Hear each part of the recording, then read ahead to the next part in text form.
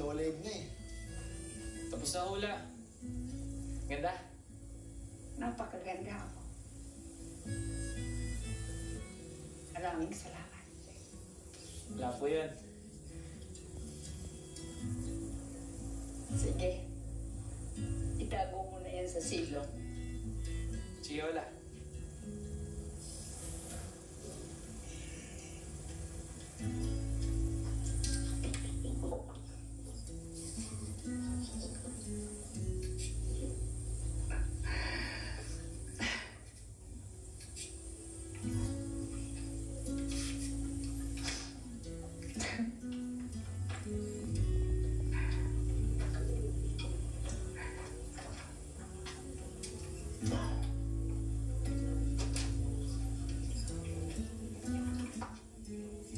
Gusto lang namin magpa-picture.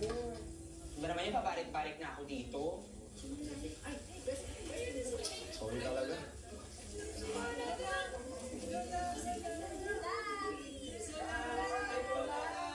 Sino ang gustong maunang magpa-selfie? Dali. Oh, sa isa lang ha. Okay muna. Dali, picture ako. Manisan. Okay. Dali. Oh, game. Oh, 1, 2, 3. Yan. O, isa pa yun. Eh ba? Oh, dito ako sa tabi ni Lola. Dali, dito sa kabila. Kami na, paano kayo? Paano maganda? Selfie? Eh, Lola. Sige, yun. Ano muna kayo? Oh, hintayin lang ha. Next na kayo dyan ha. Yan. Post po tayo, Lola. Dito sa Lola. Ayan. Pakami pa. Lola. Yan o. Uy! Lola! Lola! Lola! Lola!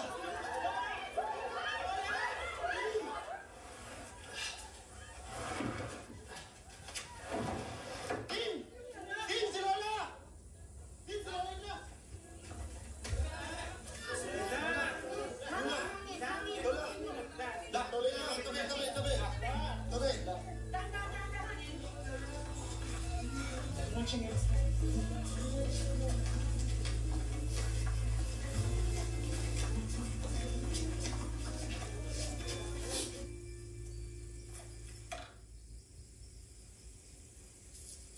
May masamang espiritong umaaligid sa lola niya. Masamang espiritu? Masamang espiritong nagpapahina sa kanya. Magigising pa ba siya? Hindi natin alam kung kailan. Pero sana mapalayas natin kaagad ang masamang espiritong umaaligid sa kanya.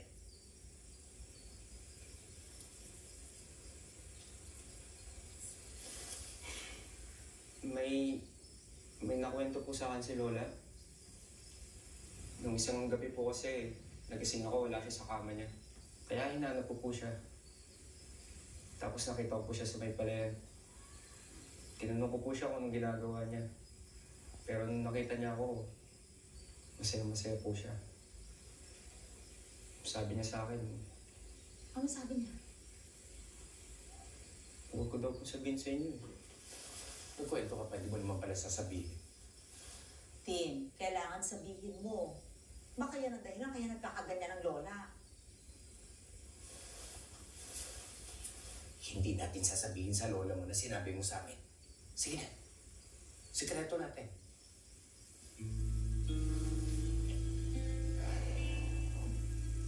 Nakita niya daw po si... Sino? Marami. Sino daw doon? Sila.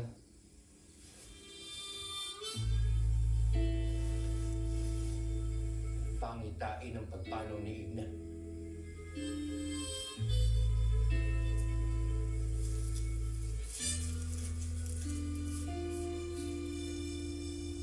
Kailangan natin maganda ng mga kandila at ng tubig. Ha? O sige, sabihin ko kay Nida. Mang Rene, pag ganun po ba, siguradong nangyayari yun? Yung pangitayan? Eh, kapag matanda ka na, naghihintay ng iyong kamatayan, tapos nagpakita sa iyo yung mga mahal mo sa buhay na yumao na, hudyat yun.